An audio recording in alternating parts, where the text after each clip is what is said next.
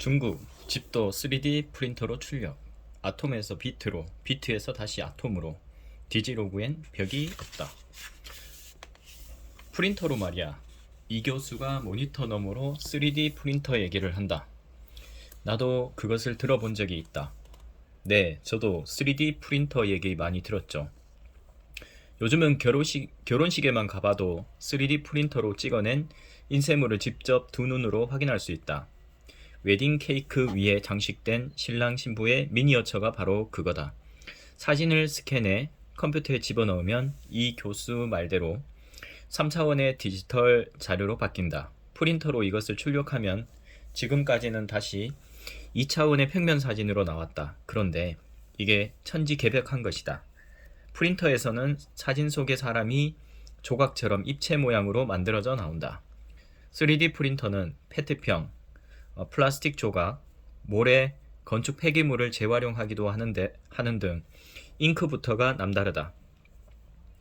아톰이 디지털로, 디지털이 다시 아톰으로 넘나들고 있는 3D 프린팅. 이거야말로 우리가 오랫동안 기다렸던 디지로그 세상이 아닌가.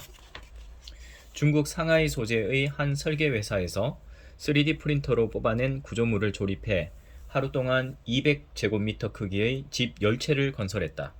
태풍에도 견딜 수 있는 강도의 집으로 재래 공법으로 건설할 때의 반인 4,800달러가 소요되었다. 지금까지는 아톰, 원자 물질의 최소 단위에서 비트, 정보의 최소 단위로 가면 다시 아톰으로 변환이 되지 않았다. 그런데 3D 프린터는 컴퓨터상의 비트를 다시 물질인 아톰으로 변환시킨다. 아날로그가 디지털 세상으로, 디지털 세상이 다시 아톰의 아날로그 세계로 자유롭게 넘나들게 되었다는 말이다.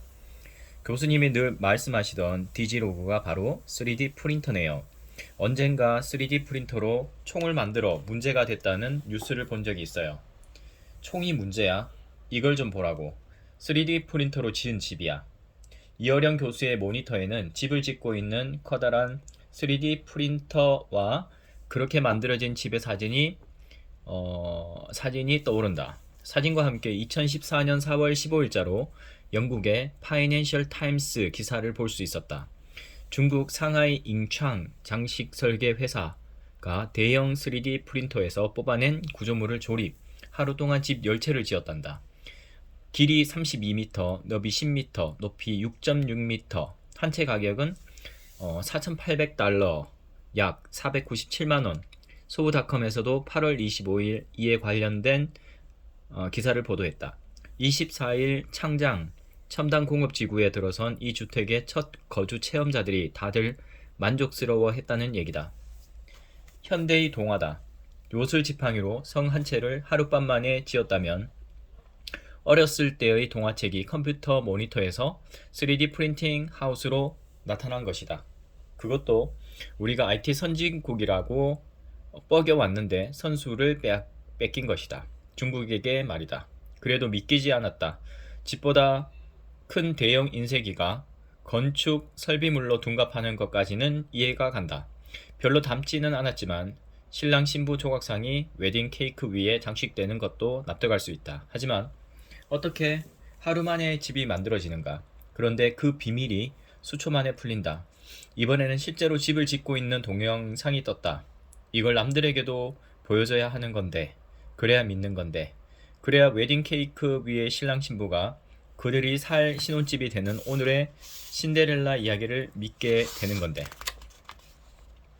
3D 프린터로 건물 외벽을 건설하는 장면이다. 이 건축용 3D 프린터 역시 일반 3D 프린터와 같이 FDM, Fused Deposition 모델링 기술을 사용한다. 짤 주머니에서 반죽을 짜내듯 한 번에 한 층씩 쌓아 올리는 방식을 택하고 있는 것이다. 컴퓨터가 출력 노즐을 조종해 콘크리트를 적층하는데 특별 경화제가 추가되어 있어 각 층이 다음 층을 지지할 수 있을 만큼 단단해진다고 한다. 조금 흥분해서 이 교수에게 물었다. 우린 그렇다 쳐요. 근데 지금 프랑스, 독일, 유럽은 어떻죠? 미국은요? 이 교수의 대답을 듣고 보니 그동안 오바마 대통령은 뒷짐지고 있던 것이 아니었다. 벌써 2013년 3월 국정연설에서 앞으로 4년간 미국 학교 1000곳에 3D 프린터와 레이저 커터 같은 디지털 제작 도구를 완비할 것이라고 발표했다고 한다. 그뿐인가? 영구적으로 오하이오주에 3D 프린터 연구센터를 설립했다는 거야. 미국의 초등학교 아이들이 한 10년만 되어봐. 오바마 키즈들이 집만 짓고 있겠어? 유럽에서는 벌써부터 3D 프린터로 집을 짓는 선구자들이 한둘이 아니야. 중국 것은 실용적인 판잣집 같은 것이고 유럽 친구들이 도전하고 있는 건 현대의 건축 기술로는 절대로 만들 수 없는 복잡한 곡면, 우리가 상상도 해보지 못한 실험적인 건축물들이야. 이 교수의 마우스가 클릭 클릭 소리를 낸다. 검색창에 엔리코 디니를 치고 있다. 곧 엔리코 디니와 함께 D-쉐이프가 모니터 화면에 떠오른다. 엔리코 디니, D-쉐이프 3D 프린터스 현 CEO이자 창업자. 유명한 엔리코 디니, D-쉐이프 개발자야. 이 사람이 지으려고 하는 건축물을 구경해봐요. 구조가 특이하네요. 메비우스의 띠인가요? 그렇지. 안이 밖이 되고 밖이 안이 되는 그 신비한 구조. 그게 현실 세계에 출현하게 된 거지. 우주 도시에서나 볼 수 있는 미래의 건축물들이 모니터 위에 줄줄이 나타난다. 모니터의 파란 창이 달빛처럼 보이고 3D 프린팅에서 나오는 환상적인 건물들이 먼 미래 세계의 기지처럼 다가온다.